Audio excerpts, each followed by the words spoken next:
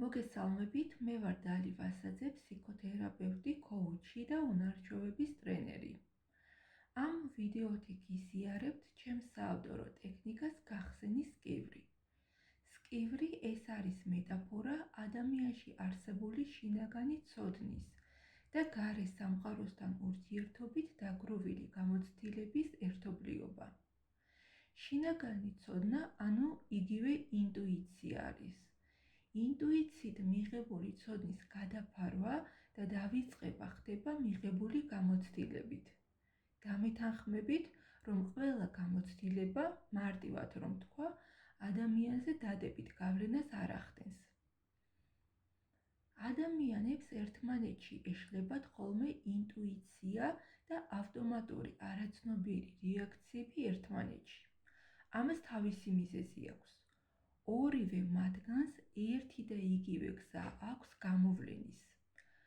ანუ ორივე დაუფიქრებლად ჩნდება და ორივე ცოდნას ლოგიკური ახსნა არ აქვს. ავტომატური არაცნობიერი რეაქციების კარგი ანალოგიაა პავლოვის ექსპერიმენტი პირობითი რეფლექსის შესახებ. თუ ვინმე არ იცით ამ ექსპერიმენტის შესახებ, გთხოვთ დაგუგლოთ და მარტივად ნახავთ. გახსენის სკივრის გაკეთებისას ერთის მხრივ გაცნობიერება ხდება, რომელი ცოდნა არის ინტუიციის შედეგი და რომელი გაუცნობიერებელ სიგნალზე ავტომატური დასწავლილი რეაქცია.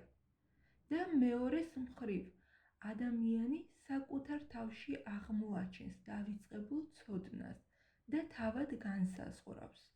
ახლა განაახლოს თავიდან დაიწყოს მისი გამოყენება, ან ახლებურად გამოიყენოს ის, თუ გათავისუფლდეს მისგან.